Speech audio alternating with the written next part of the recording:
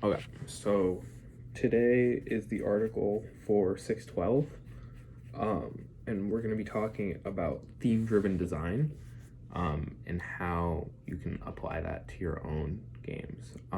So, starting out, we're going to talk about game pillars. So, briefly, we talked a while about design pillars, and they're functionally the same thing.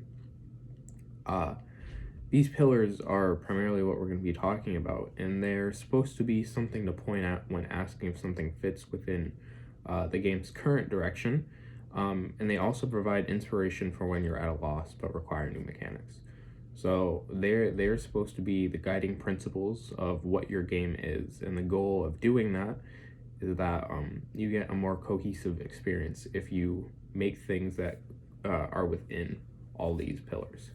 Um, so what are themes? So themes convey meaning. Unintentional themes also convey meaning. So it's important to consider what you mean, what meaning you want your game to have. So what does that mean? That means that regardless of if you want to or not, your game is gonna hold some meaning and it's gonna have some theme to it. So this is more or less just saying that you shouldn't ignore it entirely, even if you don't want to do thematic driven design. It's important to think about what the theme of your game is and try to make it as cohesive as possible. What we're specifically talking about is when the design is driven by the theme, which means you're making new mechanics based around the theme, you're making new locations based around the theme, stuff like that. As opposed to more mechanic driven, which would be you're making new characters based around mechanics, or you're making a new level based around a mechanic.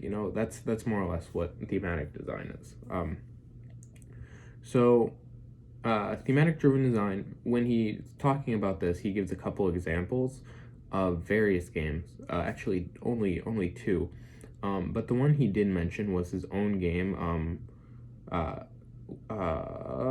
where the water tastes like wine, I think. And it's a game where you travel around America as a skeleton, and you're supposed to spread folk tales. It actually looks really fucking cool. Um, I would recommend looking it up. Where the water tastes like wine. I'm pretty sure is the actual name of it. But yeah. Um, so the thematic design pillars of that would be travel, folk culture, American root music, and darkness and despair punctuated with flashes of hope. So, travel is the sense of adventure from being on the road.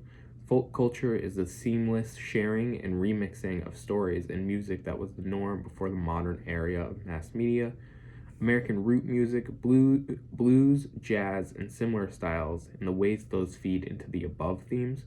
Specifically, we're talking about how blues, jazz, and similar style musics affected the cultures that they primarily resided in, as well as the type of people who were singing blues and jazz music, the type of areas it was popular in, etc., etc.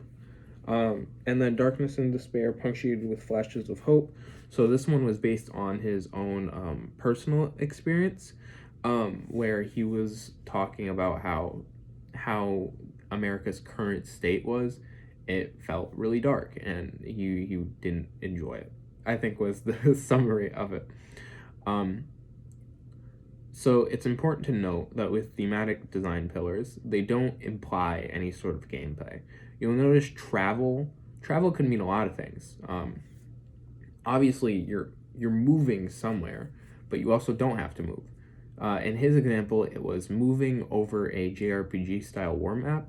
Yours could be just moving from tile to tile, and how does that affect it? Like think about hex tile grid games. Moving three spaces in that would still be considered traveling as much as a JRPG overworld, right? Um, so it's important to note that thematic design pillars don't imply any sort of gameplay. That way we can abstract them from games, and we can try to sort of remix them. Um, because if you think about it, if you get the same themes for a game and then make different games, it's sort of interesting to see how they compare, right? Because two things with entirely separate gameplay can be very similar in terms of the message that they're trying to send. So then he talks about how themes can be used. So what he had said is there's themes for smaller teams, and then there's themes for everyone. So themes for everyone is more interesting because I feel like it's more applicable. So themes for everyone was basically talking about how sometimes you don't have the ability to make these whole themes, right?